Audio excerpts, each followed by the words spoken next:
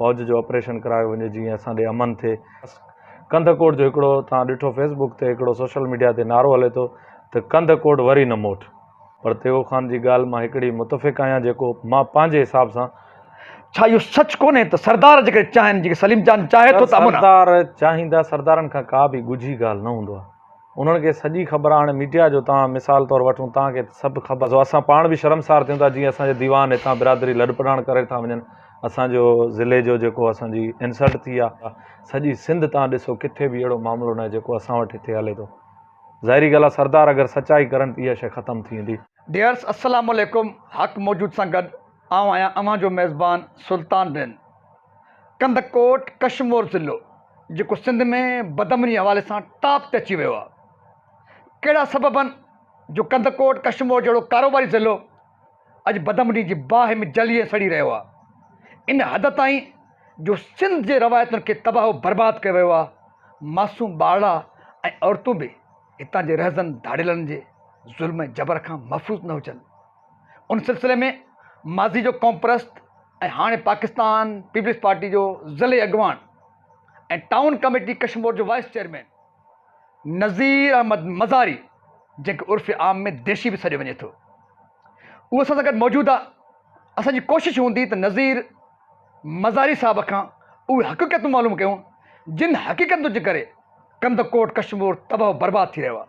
नज़ीर साहब अस्सलाम वालेकुम। वालेकुम सलाम। ख़ुशि आहियो सर? तबियत ठीकु आहे? अल्हम्दुलिल्लाह। तव्हां ॿुधायो कीअं आहियो? ठीकु आहियो?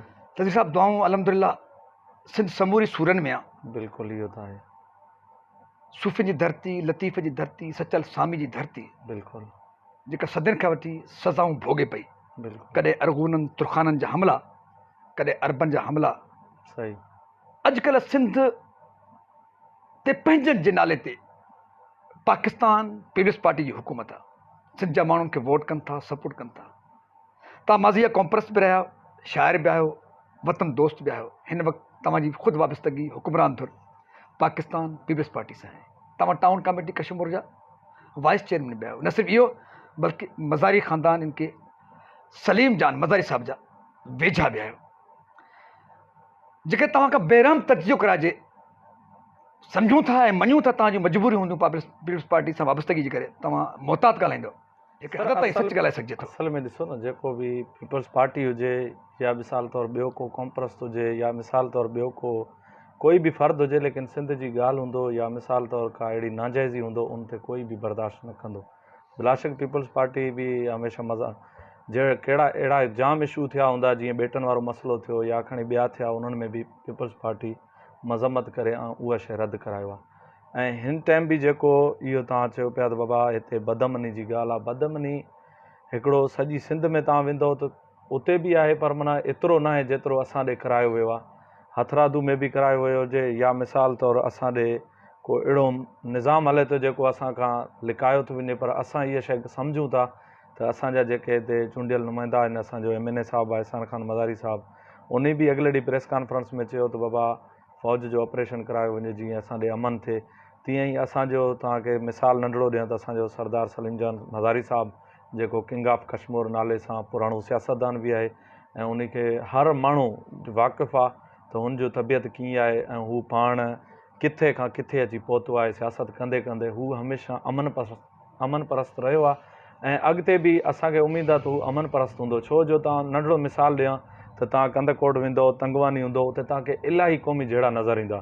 सॼी सिंध में हूंदा, बल्कि असां पंहिंजे तालको जेको असांजो कशमोर आहे, जंहिंजे करे तव्हां किथे बि तव्हांखे मिसाल मिलंदो त कशमोर में सरदार सलीम जान साहिबु कॾहिं बि इहो क़ौमी तकरार करणु न ॾिनो आहे। ऐं तव्हां भले सॼी सिंध घुमी अचो, लेकिन हिते तव्हांखे को बि क़ौमी तकरार जो मतिलबु न मिलंदो। कशमोर तालको जेको हुनजो होम ग्राउंड आहे, बाक़ी ज़िले में खणी मुख़्तलिफ़ क़ौम रहनि था, जेके आहिनि सब्ज़ोई हुजनि या मिसाल जागीराणी हुजनि, सुंदराणी हुजनि, बेजाराणी हुजनि या ॿिया अहिड़ा इलाही क़ौमूं आहिनि जेके पाण में विढ़ियल आहिनि, कंहिंसां कंहिंजा जहिड़ा आहिनि। पर असां इहो सभिनीनि खे गुज़ारिश कयूं था त असांजी सरदार जो मिसाल वठनि। सलीम जान ख़ान साहिबु जीअं असांजे शहर में अमन कराए थो, इहे चोरी चकारी हलंदा आहिनि, लेकिन तव्हां इहो ॿुधो हूंदो त कंधकोट जो हिकिड़ो तव्हां ॾिठो फेसबुक ते हिकिड़ो सोशल मीडिया ते नारो हले थो त कंधकोट वरी न मोट। तव्हां कल्ह टियों ॾींहुं ताज़ो मिसाल ॾिठो हूंदो त SHO बि खजी वियो आहे, उहो वरी बाज़ियाब थी वियो आहे। जीअं तेगो ख़ान खे चवनि पिया त असां तव्हांखे गिरफ़्तार कंदासीं, पोइ पर तेगो ख़ान जी ॻाल्हि मां हिकिड़ी मुतफ़िक़ आहियां, जेको मां पंहिंजे हिसाब सां त हू चए पियो त बाबा जॾहिं सरदारनि सभिनीनि खे तव्हां अगरि उन्हनि खे ॾिसो त उन्हनि सां बि माण्हू हूंदा, उन्हनि जे क़ौमनि में बि इलाही जेके क़ौम त खणी असां सिंधी क़ौम आहियूं, लेकिन ज़ातनि में हिकिड़ा अहिड़ा हूंदा जेके मिसाल तौरु जहिड़नि में शुमार हूंदा, उहे बि उन्हनि जे ओताकनि ते उन्हनि सां गॾु आहिनि। पर उहे शइ अगरि सभिनीनि लाइ हुजे त पोइ मुंहिंजे लाइ हुजे, इहा ॻाल्हि हुनजी बिल्कुलु 100% सही आहे। तव्हां बि उनखे ॿुधो हूंदो, तव्हां सम्झो हूंदो त वाक़ई हू बि सही हो, पर पोइ बि उन SHO खे बाज़ियाब करायूं, इहो सुठी ॻाल्हि आहे। ऐं कश्मीर जेको अगरि सरदार सभु गॾु थियनि, जेको असांजे सुंदराणी साहिबु हुजनि, बिजाराणी साहिबु हुजनि, या मदारी साहिबु हुजे, या जखराणी हुजनि, ॿिया जेके बि क़बाइली जा जेके वॾा वॾा क़बीला हिते रहनि था, उहे मुतफ़िक़ थी करे गॾु थी करे हिकिड़ो सिलसिलो कराइनि ऐं जदोजहद करे गॾु निकिरनि, त इहा शइ ऑटोमेटिक ख़तमु थी वेंदो। पर उहे कराइणु नथा चाहिनि, या मे बि उन्हनि खे ख़बर न आहे, या उन्हनि ते को वज़न आहे, उहो अलाह खे ख़बर आहे। लेकिन असां सम्झूं था त सरदार थोरो हथु रखंदा त माण्हू केर बि ॿाहिरि न वेंदो। नज़ीर मदारी साहब, असां हिन वक़्तु कश्मीर में वेठा आहियूं, जेको कश्मीर जो किंग ऑफ कश्मीर आहे सरदार सलीम जान मज़ारी, जी तव्हां चई हो या माण्हू बि चवनि था त ज़िले कंदकोट कश्मीर समूरे जे भेट में कश्मीर तालुके में अमन अमान सूरत काफ़ी बहितर आहे, हिन में कोई शक न आहे। किंग ऑफ कश्मीर सलीम जान मज़ारी हितां जो जेकर बासर ताक़तवर सरदार आहे, जेकर हू अमन पसंदि आहे त कश्मीर तालुके में अमन आहे, ऐं तव्हां चई वियो त ॿियनि तालुकनि में बदमनी ज़िम्मेवार शायदि, तव्हां शायदि में जुमिलो खणी वियो, पर मां सम्झां थो शायदि न, छा इहो सच कोन्हे त सरदार जेके चाहिनि, जेके सलीम जान चाहे थो त अमन आहे? सरदार चाहींदा, सरदारनि खां का बि ॻुझी ॻाल्हि न हूंदो आहे, उन्हनि खे सॼी ख़बर आहे। हाणे मीडिया जो तव्हां मिसाल तौरु वठूं, तव्हांखे सभु ख़बर आहे त छा थो थिए तालके में, कहिड़ो एक्टिविटी आहे, कहिड़ो ग़लति कमु हले थो, सॼी ख़बर आहे। सरदार अगरि चाहिनि पंहिंजे मतिलबु ताक़त में या पंहिंजी सोच ते अचनि का, इहे दाड़ेल वधूं त 25 हूंदा, 30 हूंदा, 50 हूंदा, एतिरा त न आहे। सरदारनि जो पूरो बिरादरी हूंदो आहे, हिकिड़ो क़बीलो हूंदो आहे, हिकिड़ो राजबाग हूंदो आहे, उन्हनि जो त मुख़्तलिफ़ ॻोठनि में बि रहंदा आहिनि, शहरनि में बि रहंदा आहिनि। मिसाल तौरु उन्हनि जा को अहिड़ा माण्हू बि हूंदा आहिनि जेके उन्हनि सां बि बि गॾु हुजनि, अलाह खे ख़बर आहे, पर उहे चाहिनि अमन न थी सघंदो। रोज़ु हिते मतिलबु असांखे हिकिड़ो त शर्म जी ॻाल्हि आहे, जेको आहे सो असां पाण बि शर्मसार थियूं था, जीअं असांजे दीवान हितां बिरादरी लॾपलाण करे था वञनि। असांजो ज़िले जो जेको असांजी इंसल्ट थी आहे, सॼी सिंध ॿुधो आहे, पाकिस्तान वारनि ॿुधो आहे। असां जेतिरो मज़म्मत कयूं घटि आहे, पर असां इहो सरदारनि खे सभिनीनि खे इहो गुज़ारिश कयूं था त ख़ुदारा पंहिंजी क़ौम जी जेके तव्हांखे वोटूं था ॾियनि, जेके तव्हांखे अॻिते आणनि था, जेके तव्हांखे ऐवाननि ताईं पहुचाइनि था, उन्हनि जी सार संभालो त इहा बहितर अमल थींदो। ॿिए दफ़े तव्हांखे तकलीफ़ बि न थींदो, न तव्हां ते आंगुर बि खजंदा। सॼी सिंध तव्हां ॾिसो, किथे बि अहिड़ो मामिलो न आहे जेको असां वटि हिते हले थो। ज़ाहिरी ॻाल्हि आहे, सरदार अगरि सचाई करनि त इहा शइ ख़तमु थी वेंदी। सरदार चाहिनि त फ़ौज बि अची सघे थो, रेंजर्स बि अची सघे थो, हिते ऑपरेशनूं बि थी सघनि था, उन्हनि खे मारे बि सघनि था, मराए बि सघनि था, सभु कुझु थी सघे थो। लेकिन उहो कहिड़ी वजह आहे, अलाह खे ख़बर आहे। असां त माना हमेशह तव्हां ॾिठो आहे त असां जॾहिं खां जदोजहद कंदा पिया अचूं कॉम्प्रस्ती खां अॼु पाकिस्तान पीपल्स पार्टी में, पोइ बि असां हक़ सच जी ॻाल्हि ते ॻाल्हाईंदा आहियूं त ख़ुदारा कुझु मतिलबु हक़ सच चओ, जेको तव्हांजो वस हले, जेतिरो तव्हां करे सघो। तव्हांखे वेझे माज़ीअ में कंदकोट ज़िले में का बहितरी नज़र अचे थी? सर, बहितरी थी सघंदो जॾहिं पाण में सरदार हिक ॿिए सां गॾु थियनि, इताद ठाहिनि, पाण में गॾु थी ॿधी करनि, त छो न थी सघंदो। असां त चाहियूं था त असांजो ज़िलो अमन अमान थिए, बदमनी ख़तमु थिए। ॿियो त असांजे ज़िले में अहिड़ो को ॿियो सिस्टम ई न आहे, सिर्फ़ु अगवाखोरी आहे। इहो हिकिड़ो अहिड़ो नओं इशू आयो आहे, को पुराणो न आहे जो पहिरियां असां ॿुधंदा हुआसीं ॾखणे मां, लालकाणे मां, मिसाल तौरु ॿियो दादू ज़िले मां ओॾऊं माण्हू खजंदा, जीअं तव्हांजो हेॾो नसीराबाद आहे, वगड़ा आहिनि, ओॾऊं मशहूरु हुयो।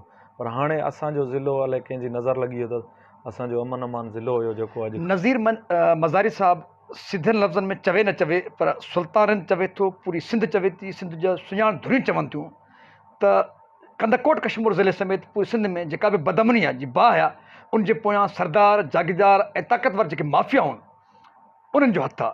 ऐं तव्हां बि मशकूक लहजे में चओ था, पर इन सरदारनि जो मक़सदु छा आहे, कहिड़ी हासिलात आहे जंहिंजे करे उहे क्राइम कराइनि था? सर, असल में ॾिसो न, असां कंहिं बि सरदार खे टारगेट नथा कयूं, पर इहो हिकिड़ी शइ आहे त वॾेरा सरदार उहे चाहींदा त असांजा बंगला आबाद हुजनि, त माण्हू असां ॾे अचनि। पर इहा शइ हू पंहिंजी जाइ ते सही आहिनि, पर जेको आवाम सां ज़ुल्म करनि था, इहो हिकिड़ो बेइंतिहाई ॾोह आहे। नज़ीर साहब, जेकॾहिं बंगलनि जी आबादी जी ॻाल्हि आहे त पोइ किंग ऑफ कश्मीर सरदार सलीम जान मज़ारी जो बंगलो बि आबाद आहे, ऐं इन समेत खोड़ सिंध में अहिड़ा सरदार हूंदा, अहिड़ा चूंडियल नुमाइंदा हूंदा जंहिंजा बंगला आबाद हूंदा, जेके क्रिमिनल्स नथा पालनि।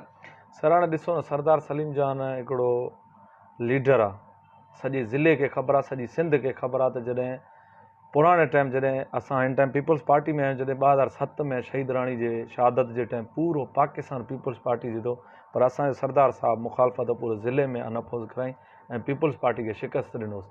असांजो सरदार हिकिड़ो लीडर आहे, उन खे ख़बर आहे त बाबा अगरि मां अमन ख़राबु कराईंदुमि, जेको आहे मां धाड़ियल कल्चर सां गॾु थींदुसि या हुननि जी मदद कंदुमि, त मुंहिंजी इज़त न रहंदी। पर हिन टाइम इन खे किंग ऑफ कश्मीर इन जे लाइ नाले सां सॾींदा आहिनि त वाक़ई हू अमन परस्त आहे। ऐं बाक़ाइदा तव्हां ॾिठो हूंदो त कश्मीर में न को अहिड़ो को फुरूं इहे मोटरसाइकिलनि वारा या मोबाइलनि वारा इहे जिथे किथे आहिनि पूरे पाकिस्तान में। बाक़ी अगवाखोरी हुजे या माण्हू मराइण हुजे या मिसाल क़ौमी तकरार हुजनि, इहा शइ असांजे तालके में तव्हां न ॿुधो हूंदो, न तव्हांखे मीडिया वारनि कॾहिं अहिड़ो को अख़बार में या न्यूज़ में आयो बि हूंदो। बाक़ी इहो शइ आहे, असां वरी बि सिंधी क़ौम जा मतिलबु असां रखवाला आहियूं ऐं हीअ बि असां चऊं था त इहे रखवाला थियनि। जीअं बाबा असां मज़ारी कॾहिं बि नथो खणिजे, सुंदराणी नथो खणिजे, बिजाराणी नथो खणिजे, तेगाणी नथो खणिजे, बंगवार नथो खणिजे, ग़रीब दीवान या मिसाल ॿियो को ज़ातियूं आहिनि, जेके क़ौमूं आहिनि, उहे मिसाल खणिजनि था। त असां उन शइ जी हिकिड़ी मज़ामत कयूं था ऐं उन्हनि खे बि गुज़ारिश कयूं था त ख़ुदा पंहिंजी आवाम जी, पंहिंजी हल्के जी आवाम जी ऐं जेके बिरादरियूं तव्हांजे सहारो वठी करे अलाए केरु किथां खां माइग्रेट करे अची वेठा आहिनि, केरु किथां, इन्हनि जी सार संभाल राईंदो त तव्हां ते आंगुर बि न खजिबा ऐं तव्हां बाक़ाइदा मतिलबु अलाह तव्हांखे इज़त कई आहे ऐं अॻिते बि इज़त कंदो। छो जो नज़ीर मज़ारी साहब पाकिस्तान पीपल्स पार्टी जो बाज़ाब्ता हिस्सो आहे, हिन टाइम हिकु टाउन जो वाइस चेयरमैन आहे। बिल्कुलु छा कॾहिं तव्हां इहा कोशिशि कई आहे त पार्टी क़यादत जे आॾो इहे हक़ीक़तूं रखियूं अथनि कंदकोट कश्मीर जो सरदार हिन तरीक़े सां सरदार पाकिस्तान पीपल्स पार्टी खां का बि ॻाल्हि ॻुझी कोन्हे। मीडिया फेसबुक जो दौरु आहे, सोशल मीडिया जो दौरु आहे, हिकिड़ी वीडियो क्लिप तव्हां छॾियो था त पूरे सिंध ताईं हलियो थो वञे। उहे नथा ॾिसनि, उहे पाण नथा सम्झनि, सरदार पाण नथा सम्झनि त सॼी सिंध मां असांजे ज़िले ते आंगुर खजनि था। तव्हां हाणे शिकारपुर मां सीट जी मूंखां इंटरव्यू 4 लफ़्ज़ पुछणु आयो त असां वटि कहिड़ा लफ़्ज़ आहिनि जेके असां तव्हांखे आॾो पेश कयूं, जेके असांजा व्यूवर हुजनि या सिंध जा पुट हुजनि, जेके सिंध जा न्याणियूं हुजनि, जेके सिंध जा रखवाला हुजनि, उहे बि ॿुधी परेशान थींदा त वाक़ई अहिड़ो को कश्मीर में अहिड़ो को सिस्टम आहे। सरदार चाहिनि ख़तमु नथो थी सघे। तव्हां ॿुधायो। Nazir Ahmed Mazari vice chairman town committee Kashmir Pakistan Peoples Party जो ज़िले अॻवान, उनजी गुफ़्तगू सचपच त समूरी सिंध में सरदार वॾी बदकिस्मती सां नासूर बणिजी रहिया आहिनि। मां सवाइ चंद सरदारनि जे जिन खे सरदार चवंदे माण्हू खे फ़ख्र बि थींदो हुजे या माण्हू पाण खे सरदारनि खे बहितर महसूसु कंदो हुजे, घणे भाङे सरदार क्रिमिनल जा सपोर्टर, जागीरदार क्रिमिनल सपोर्टर, वॾेरा क्रिमिनल जा सपोर्टर आहिनि। सचपच त वॾेरो लफ़्ज़ सरदार लफ़्ज़ इज़त एतिराम वारा लफ़्ज़ आहिनि जिन खे वक़्त जे नायल ऐं चोर पालींदड़ सरदारनि जे करे हाणे गार तस्वर कयो थो वञे। किंग ऑफ कश्मीर तौरु सरदार सलीम जान मज़ारी जो तारुफ़ जीअं नज़ीर मज़ारी साहिबु ॿुधायो, ईअं वाक़िअतन अगवा ऐं क़त्लेआम जा वाक़िआ कश्मीर तालुके में घटि था थियनि ऐं सलीम जान मज़ारी समेत सिंध में अहिड़ा खोड़ सरदार ॿिया बि हूंदा जेके अमन जी ॻाल्हि कंदे, भाईचारे जी ॻाल्हि कंदे, क्रिमिनल जी सपोर्ट खां सवाइ बि सरदार आहिनि। खोड़ सारा अहिड़ा वॾेरा बि हूंदा, खोड़ सारा ॿिया ताक़तवर बि हूंदा, खोड़ सारा चूंडियल नुमाइंदा बि हूंदा। तंहिं करे नज़ीर मज़ारी साहिब जी चयो त असीं शर्मसार आहियूं। काश इहा शर्मसारी उन्हनि सरदारनि खे, उन्हनि जागीरदारनि खे, उन्हनि चूंडियल नुमाइंदनि खे महसूसु थिए जेके चोर पालनि था, धाड़ियल पालनि था, जेके मासूम ॿार खणाइनि था, जेके औरतूं खणाइनि था।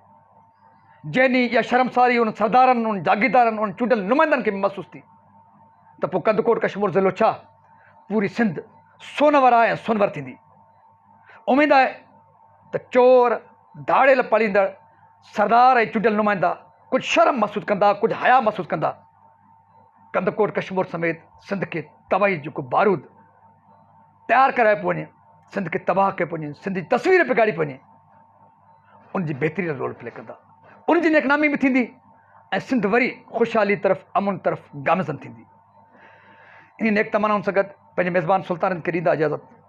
सिंध सलामत, साथ सलामत, पाकिस्तान ज़िंदाबाद, सिंध जा मारू माण्हू पाइंदाबाद।